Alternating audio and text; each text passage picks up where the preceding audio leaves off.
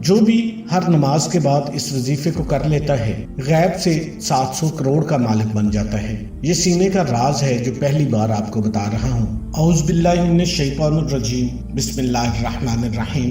محترم ناظرین، اگر آپ دولت سنبھال سکتے ہیں تو آج کسی بھی نماز کے بعد الحمدللہ رب العالمین صرف 7 بار آپ نے پڑھنا ہے، ہر حاجت پوری ہو جائے گی۔ آج جو وظیفہ لے کر میں آپ کی خدمت میں حاضر ہوا ہوں وہ انتہائی خاص وظیفہ ہے۔ ایسا وظیفہ ہے کہ جو شخص اس کو کرے گا اللہ کے حکم سے نعمتوں کی فراوانی اس کے اوپر ایسے کھول دی جائے گی، ایسے اللہ پاک کرم فرمائیں گے کہ جس چیز کو ہاتھ لگائے گا وہ ہیرے موتی جواہرات بن جائیں گے۔ ایسی خاصیت رکھنے والا وظیفہ ہے کہ جس چیز کو ہاتھ لگائے گا چاہے مٹی کو سونا بنا لے چاہے تو ہیرا بنا لے۔ یہ ایسی خاصیت رکھنے والا وظیفہ ہے، انشاءاللہ اس کو کرنے والا کبھی مایوس نہیں ہوگا۔ اس وظیفے کو کرنے والے کی کبھی بھی کوئی ایسی حاجت نہیں ہوگی جو پوری نہ ہوئی ہو۔ ایسا وظیفہ ہے انشاءاللہ یہ 100% کام کرنے والا وظیفہ ہے۔ میں گارنٹی کے ساتھ کہتا ہوں کہ اس کو جو بھی اپنے عمل میں لائے گا اللہ کے حکم سے اس پر رزق کی بندش ختم ہوگی، رزق کی بارش ہوگی، اس پر برکت کے دروازے کھلیں گے، اس کے اوپر ایسی کرم نوازیاں ہوں گی جیسا کہ میں نے پہلے ذکر کیا ہے کہ جس چیز کو ہاتھ لگائے گا سونا چاندی ہیرے میں اللہ اس کو تبدیل کر دیں گے۔ آپ نے کرنا کیا ہے؟ وظیفہ نہایت آسان ہے۔ روزانہ 2 نفل صلاۃ الحاجات کی نیت سے پڑھنا، 2 نفل آپ نے پڑھ لینے ہیں، اس کے بعد آپ نے 1 تسبیح آپ نے کر لینی ہے، بس اتنا کام آپ نے کرنا ہے۔ اتنا سا چھوٹا سا یہ عمل ہے، 1 تسبیح کرنی ہے، اللہ کے حضور میں اللہ کا شکر ادا کرنا ہے، جس حال میں بھی ہو اللہ کا شکر ادا کرنا ہے، اور اللہ سے اپنی حاجت جو بھی مسئلے مسائل ہیں وہ اللہ سے کرنے ہیں، اللہ کے سامنے اپنے تمام تر مسائل رکھ دینے ہیں کہ اللہ مجھے یہ بھی چاہیے، مجھے یہ بھی چاہیے، مجھے یہ بھی چاہیے۔ اللہ کے خزانے بے شمار ہیں۔ اللہ تعالیٰ تو چاہتے ہیں کہ میں اپنے بندوں میں ان کو بانٹوں، لیکن کوئی مانگنے والا ہے ہی نہیں جو یقین کے ساتھ مانگے، جو اس کو شکر گزاری کے ساتھ مانگے۔ جیسا کہ اللہ تعالیٰ فرماتے ہیں کہ اگر تم میرا شکر ادا کرو تو میں نعمتوں کی تم پر بارش کر دوں گا، قربان کر دوں گا، تم پر کھول کے رکھ دوں گا۔ اللہ تو خود فرما رہے ہیں قرآن پاک میں کہ میرا شکر ادا کرو۔ بے شک اللہ تعالیٰ یہی چاہتے ہیں کہ اس کا ذکر کیا جائے، اس کا شکر کیا جائے۔ تو یہ وظیفہ ضرور آپ اپنی زندگی میں لے کے آئیں،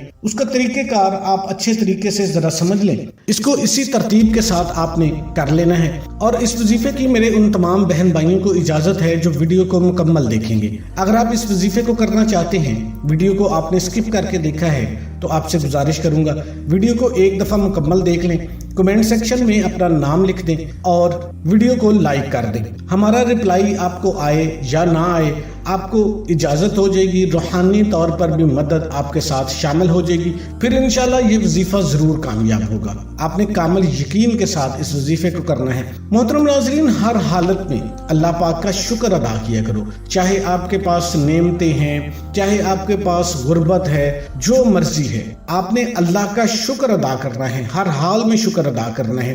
غربت جو ہے وہ انسان کو کفر تک لے جاتی ہے، نعوذ باللہ۔ تو اللہ پاک دے کر بھی آزماتا ہے، اللہ پاک چھین کر بھی آزماتا ہے۔ جو بندہ اللہ کا شکر گزار بندہ بن جاتا ہے تو اللہ اپنے خزانوں سے اس کے اوپر برکتیں فضیلتیں نازل کرنا شروع کر دیتا ہے۔ تو آپ نے اس وظیفے کو کیسے کرنا ہے؟ اس وظیفے میں آپ نے ایک چیز کا دھیان رکھنا ہے، جو مکروہ اوقات ہے، جن اوقات میں نماز نہیں پڑھی جا سکتی، جیسے فجر کے بعد ہے جب سورج نکل رہا ہو، یا عصر کے بعد کا جو وقت ہے جب آپ سجدہ نہیں کر سکتے، اس وقت آپ نے یہ وظیفہ نہیں کرنا۔ اس کے علاوہ آپ جب مرضی اس وظیفے کو کر سکتے ہیں۔ اس کے علاوہ آپ نے کوشش کرنی ہے کہ 3 چیزیں آپ نے نہ کھائی ہوئی ہوں جب آپ نے یہ عمل کرنا ہے۔ ایک تو آپ نے بڑا گوشت نہ کھایا ہو، دوسرا آپ نے لہسن نہ کھایا ہو کچا، اور تیسرے نمبر پہ آپ نے کچا پیاز نہ کھایا ہو۔ اس کے علاوہ آپ جب مرضی اس وظیفے کو کر لیں۔ اس وظیفے کو آپ اپنی زندگیوں میں لے آئیں گے تو انشاءاللہ آپ کی نسلیں سنور جائیں گی۔ آپ نے 2 نفل صلاۃ الحاجات کے پڑھنے ہیں، اس کے بعد 1 تسبیح مطلب الحمدللہ رب العالمین کی پڑھنی ہے۔ 1 تسبیح یعنی کہ 100 مرتبہ آپ نے الحمدللہ رب العالمین، الحمدللہ رب العالمین، الحمدللہ رب العالمین، یہ آپ نے پڑھ لینے ہیں۔ اس کے بعد آپ نے 1 تسبیح استغفار کی پڑھنی ہے، استغفر اللہ، استغفر اللہ، استغفر اللہ، یا استغفر اللہ ربی من کل ذنب و اتوب الیہ، آپ یہ پڑھ سکتے ہیں۔ اس کے بعد آپ نے صرف 11 مرتبہ سورہ اخلاص پڑھنی ہے، قل هو اللہ احد اللہ الصمد لم یلد ولم یولد वलम यकुल लहू कुफुवन अहद। ये ऐसा बाबरकत कलामात हैं, ये ऐसी बाबरकत तस्बीहें आपको बता दी हैं कि अल्लाह की ज़ात जो है वो आपके ऊपर करम नवाजियाँ करना शुरू हो जाएंगी। क्योंकि एक तो अल्हम्दुलिल्लाह रब्बिल आलमीन, आपने अल्लाह पाक का शुक्र अदा कर दिया। दूसरे नंबर पे आपने अल्लाह पाक से इस्तग़फ़ार कर ली।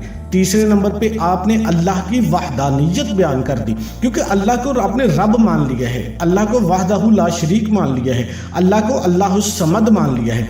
उसके बाद अल्लाह के हुक्म से आप जो भी मुतालबा अल्लाह से करेंगे कि मैंने अल्लाह आपका जिक्र किया है, अल्लाह आपके रिज़्क़ में बरकत फरमाएगा, बरकत के दरवाजे खोलेगा। आप जिस चीज़ पर हाथ रखेंगे सोना चांदी हीरे जवाहरात बन जाएंगे। अल्लाह के इख्तियार में सब कुछ है।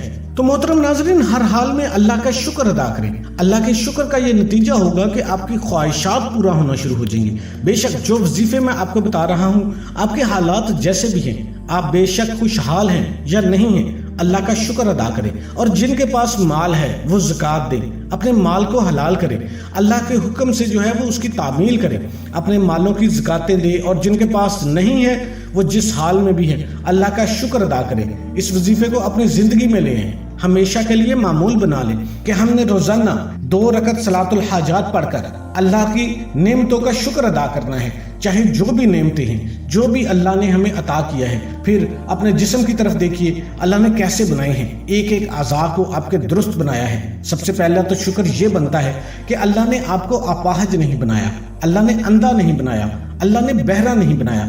सबसे पहला शुक्र तो इस बात का अदा करें। दूसरा शुक्र जो है वो ये है कि अल्लाह ताला ने आपको इंसान बना दिया है, कोई जानवर नहीं बना दिया। अल्लाह के इख्तियार में था, वो आपको जानवर बना सकता था, लेकिन अल्लाह ताला ने आपको बिल्कुल मुकम्मल इंसान बना दिया है।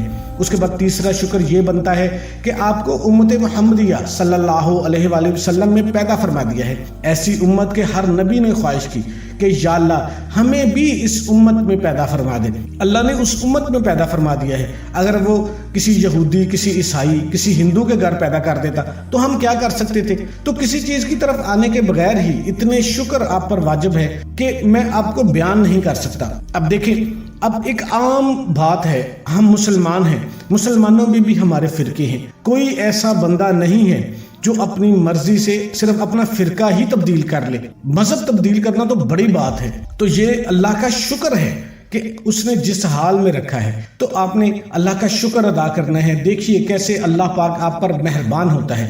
रब किस तरह से आप पर अपनी रहमतों के दरवाजे, अपनी नेमतों के दरवाजे कैसे खोलता है। तो मेरी आपसे गुजारिश है कि सिर्फ रब से जुड़िए, अल्लाह से जुड़िए, अल्लाह से मांगिए। अल्लाह कभी भी नामराद आपको नहीं उठाएगा। आप अपनी हर हाजत को आप अल्लाह से मांगे, अल्लाह आपको खाली नहीं लौटाएगा। सिर्फ आपको मांगने का तरीका आना चाहिए। और कोई भी वजीफा नमाज के बगैर मुकम्मल नहीं होता।